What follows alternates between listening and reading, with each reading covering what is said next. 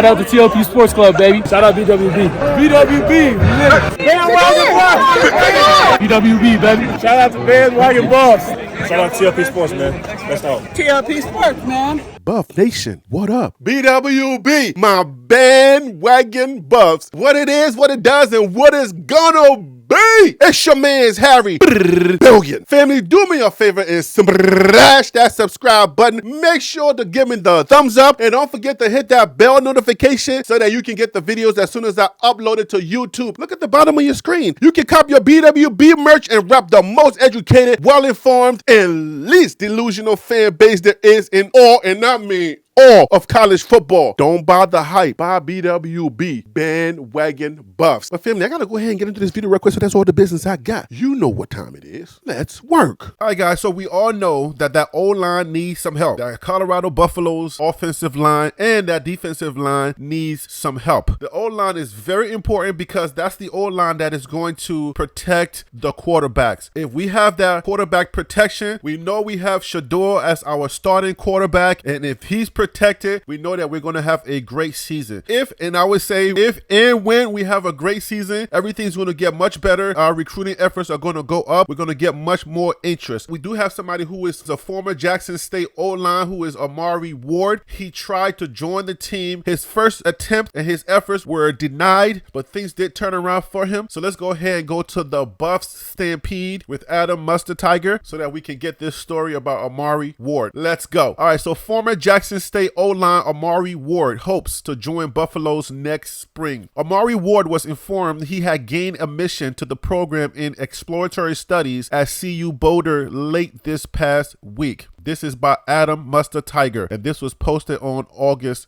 13th. That was posted yesterday. This is Monday, August the 14th. Amari Ward has faced adversity in the last year, but the former Jackson State offensive lineman got some good news late this past week. Ward was denied admission to Colorado in late June. However, that decision was overturned after a review process, which included Ward opening up over a virtual call. Circumstances out of Ward's control made it difficult for him as a first-year freshman. He hit the transfer portal on April 30th and reported an offer from the Buffalo's new staff a few days later. I explained to them the situation of what was going on, and the committee said they didn't know that. Ward recapped. At the time that I got denied, I didn't know what I was going to do. I thought, I guess that's it. But after talking to a few people, they said, don't give up that easily. So I reached back out to them to see why I didn't get accepted. That's a word to everybody who's trying to get into something. Never give up on the first try. I was there waiting for the meeting way before it started, waiting for them to admit me in, and then we got to talk. I didn't know I was going to get a response within 2 days, but he did. Ward was informed he had gained admission to the program in exploratory studies at CU Boulder. His pastor, Eric Anglin, and his father were part of the support team that helped Ward stay hopeful about his future. He plans to rejoin Deion Coach Prime Sanders in Boulder in January for the start of the spring semester. I'm going to work out and get my body in top-tier shape and be in the best condition I've ever been in so far in my life, Ward pledged. When I get to Colorado, I want to be in a position to be able to make an impact right away, on and off the field. Ain't nothing going to change my mind. I'm locked in, ready to go. That means poachers beware. People who think they can get this kid, snatch him away from Coach Prime, you got something else coming. You know what it is. From Lake Wales, Florida, the 6'4",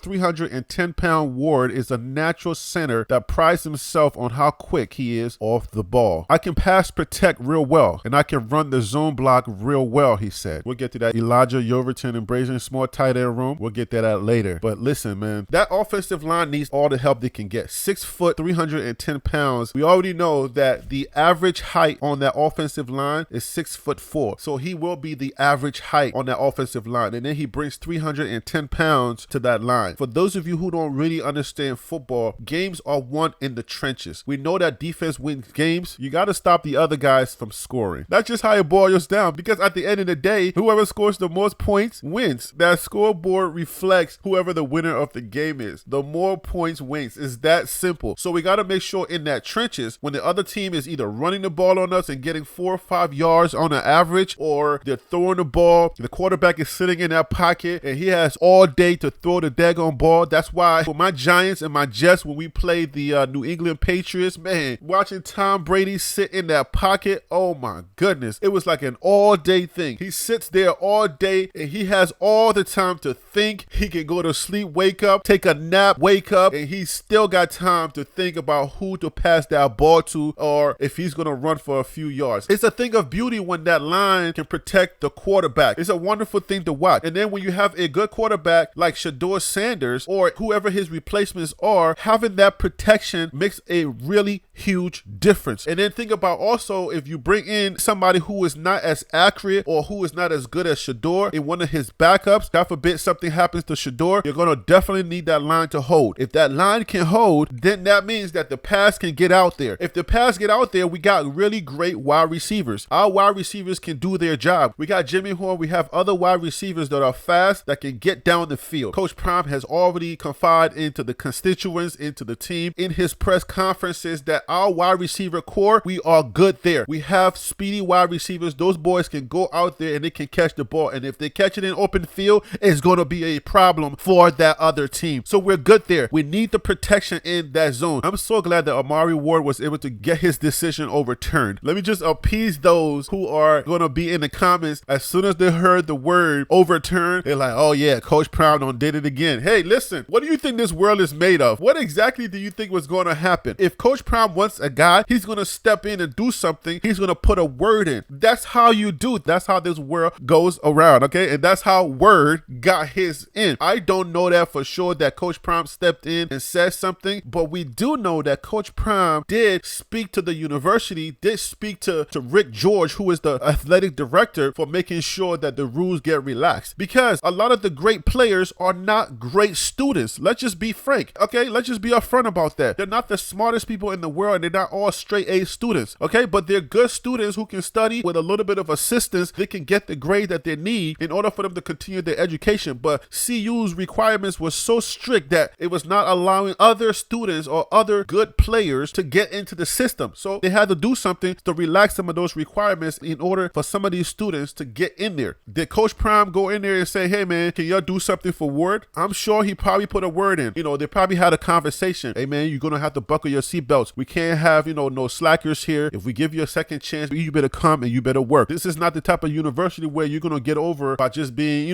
by just doing anything and then just playing football. You're going to have to lock in, get your education while you're here, because football is not always guaranteed. And make sure that you make the grades, because you're not going to make us look bad, especially if we put our names on the line for you. I'm so happy for this young man. He was able to get his decision overturned, and he is now going to be joining Coach Prime and the CU Buffs O-line. He's 6'4", that's the average height, and he's 310 pounds. We can definitely use that. And he's coming in with that thing on his shoulder, knowing that, he got a second chance. He got a chance to play on a Coach Prime team that we know is going to be kicking some butt in a few weeks. And guys, I will see you guys in Texas. I'm going to be in Texas. I'm going to get you that great content. I'm glad for this kid. Got some new Buff apparel coming. And if you see me at the game, guys, get at me. I may have a shirt for you. I'll be giving away a couple of shirts for free that I'm going to print myself. So get at me. Say, look, Harry B, you still got a shirt for me? I wear size X, Y, and Z. I'll try my best to try to get you a shirt if I can. So get at me if you want a shirt. Congratulations to Amari Ward for getting his decision overturned. We hope to see him in the spring. Okay, family, that is all the information that I have for this video. I hope you got a little something out of it. And if you did, please make sure to smash that subscribe button to help this channel grow. That's all I do here. I'm going to have to leave it right there. You know who I am. I'm Harry B. And that right there was the Liberian Perspective. That's TLP Sports Club.